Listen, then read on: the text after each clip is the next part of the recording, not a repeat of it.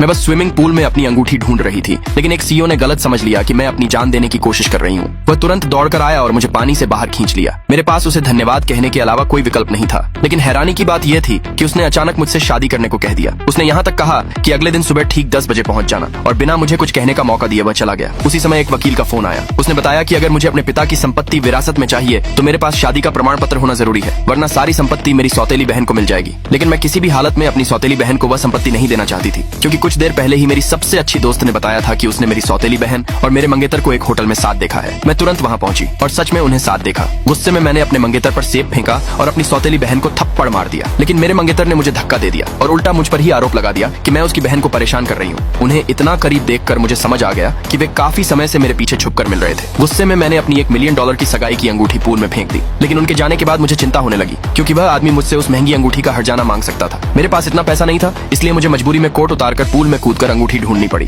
तभी उस सीईओ और उसके असिस्टेंट ने मुझे देख लिया। उसने मुझे पानी से बचाया ही नहीं, बल्कि मुझसे शादी भी कर ली। फिर उसने मुझे अपना बिजनेस कार्ड दिया और कहा कि जब तक बहुत जरूरी न हो उससे संपर्क न करो। उसने यह भी कहा कि वह 2 साल के लिए विदेश जा रहा है। पलक झपकते ही 2 साल बीत गए। इस दौरान मैं एक मशहूर वकील बन गई और मेरा व्यक्तित्व भी पूरी तरह बदल गया। एक दिन मैं अपनी दोस्त के साथ एक केस पर चर्चा करने जा रही थी, लेकिन हैरानी की बात यह थी कि क्लाइंट वही सीईओ था, मेरा पति। लेकिन उसने मुझे पहचाना ही नहीं। मुझे लगा वह बस झिझक रहा है, इसलिए मैंने खुद ही उसे थोड़ा छेड़ना शुरू किया, लेकिन उस पर कोई असर नहीं हुआ। काम के बाद मैंने उसकी गाड़ी रोक ली, उसमें बैठकर उसे पति कहकर बुलाया और उसे किस भी कर लिया। वो तुरंत चौंक गया। मैंने उससे कहा कि मुझे घर छोड़ दे। जब हम मेरे घर के नीचे पहुंचे तो मैंने जानबूझकर पूछा कि क्या वह ऊपर आना चाहता है, लेकिन उसने सोचा कि मैं उसे बहकाने की कोशिश कर रही हूँ और तुरंत अपने ड्राइवर को वहाँ से जाने को कह दिया। तभी मुझे समझ आया कि वह मुझे अपनी पत्नी के रूप में पहचान ही नहीं रहा है। इससे भी ज्यादा गुस्सा तब आया जब अगले दिन उसने मुझे तलाक का एग्रीमेंट भेज दिया। मैं तुरंत हमारा शादी का सर्टिफिकेट लेकर उसके पास गई और उसे ध्यान से देखने को कहा कि मैं कौन हूँ। जैसे ही उसने उस पर लगी मेरी फोटो देखी, उसे आखिरकार समझ आ गया कि मैं ही उसकी पत्नी हूँ। अगले भाग के लिए नीचे कमेंट में यस लिखे।